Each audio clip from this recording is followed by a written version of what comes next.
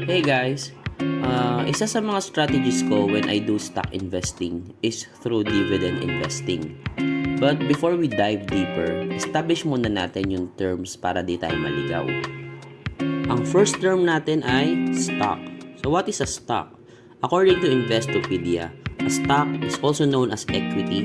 It is a security that represents the ownership of a fraction of the issuing corporation. Yung shares naman, ito yung tinatawag or ito yung units of stock. So basically, yung mga companies kasi, nag-i-issue sila ng stocks or shares para makapag-raise sila ng fund to operate their businesses. And then, itong mga shares na to naman ay binibenta sa mga investors through the stock exchange. Ano naman yung shareholders? Diba yung mga companies nagbebenta sila ng stocks para makapag-fund ng business nila. So, kung ikaw naman ay mayroong share sa isang company, let's say Jollibee, you're now called a shareholder at part owner ka na nito. So, pwede ka na mag-demand ng bigger thigh part at sabihin mong part owner ka ng Jollibee. De, joke lang. Huwag mong gagawin yan ha. Baka sumikit ka sa Facebook nang wala sa oras eh. How can I buy shares?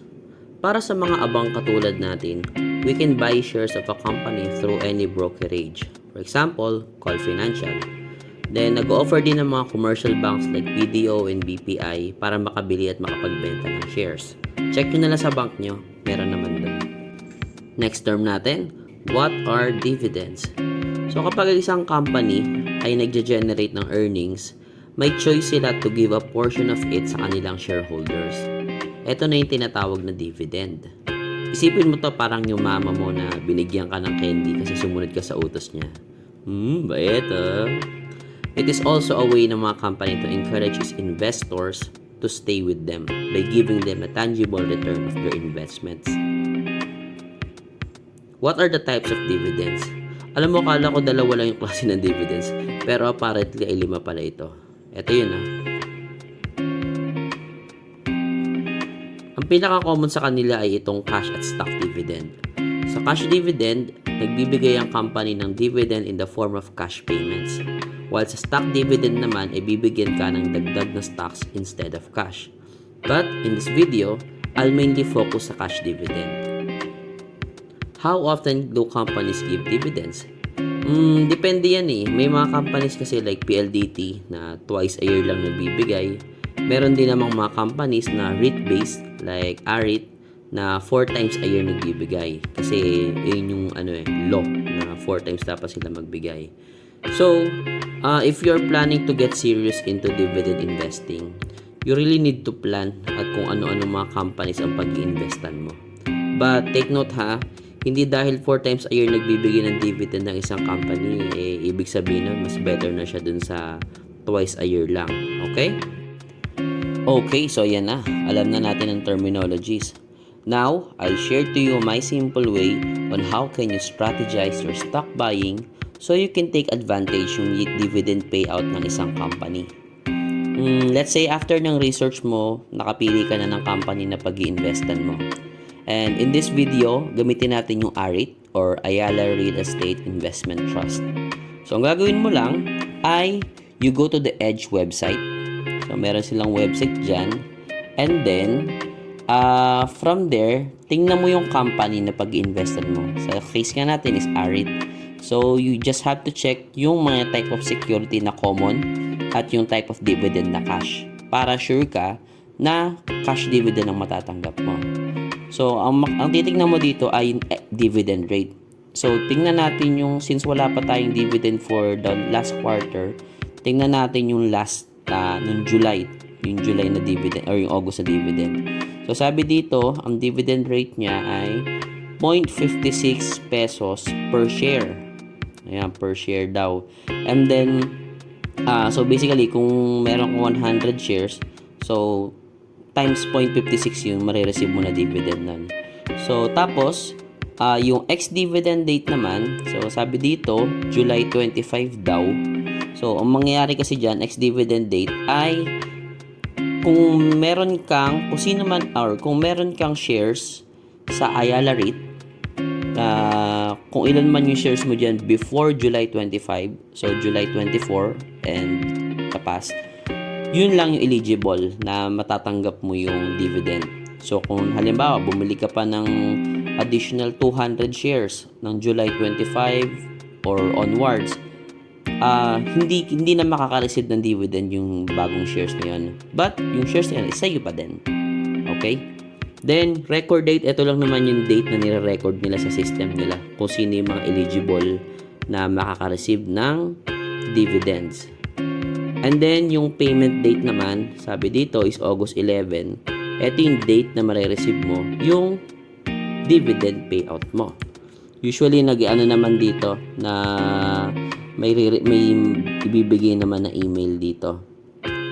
Additionally, kung gusto mo din makita yung dividend history ng company yung bibilhin mo, so in this case, Ayala REIT.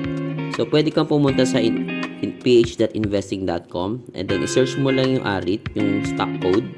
Tapos, go to financials and then dividends. So, makita natin dito na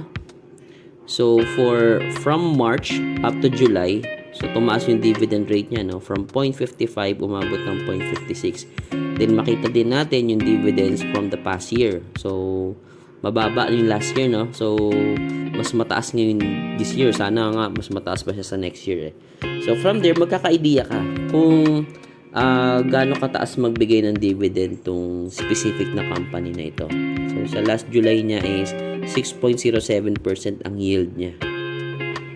Tapos, kapag sabi natin gusto mo lang bilhin yun, so, gagawin mo lang, syempre, pondohan mo yung, gamit mo na pang trade, bilhin mo yung stock na yon, and then, pag dumating na yung payment date, makaka-receive ka na ng email.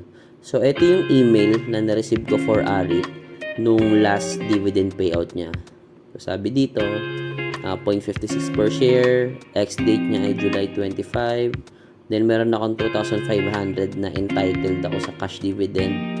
And then yung net na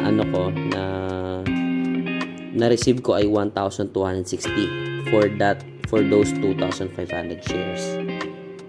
Okay, tingnan naman natin kung magkano yung mag-compute naman tayo kung magkano yung marireceive mong dividend.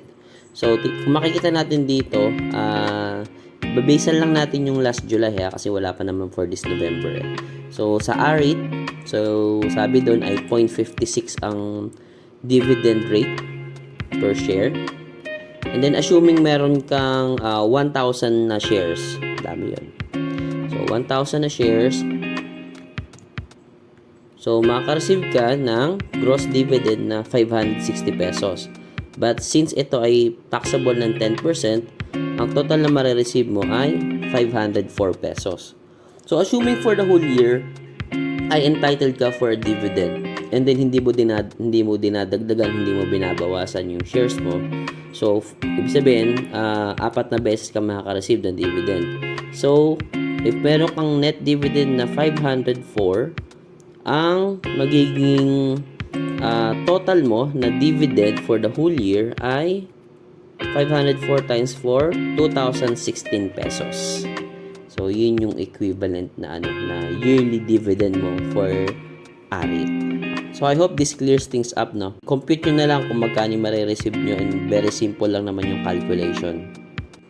There you have it. Very simple lang, di ba? Just buy shares before the ex-dividend date and eligible ka na for a dividend payout. Yung iba, ginagawa nila kapag nakabili na sila ng shares, binebenta nila agad to after ng ex-dividend date, tapos bumibili uli sila ng shares ng ibang company to receive another set of dividends para tuloy-tuloy ba yung dividends na nare-receive nila. Ako, I don't personally do it kasi wala na akong time and energy to buy and sell, and I do dividend investing for the long term kasi, and I don't do really daily trading like other people. Kaya naman, I only buy those companies na I trust, established na, and nasa really good potential sa market. Then, once I receive their dividend, nagdadagdag lang ako ng funds para makabili ulit ng shares, or minsan iniipon ko lang muna in the hopes na na pag nakabili na ako ng shares, I will receive higher dividends sa next payout. So, ang cycle ko lang talaga dyan is buy shares, receive dividends, reinvest, repeat. Boring but effective. Happy investing!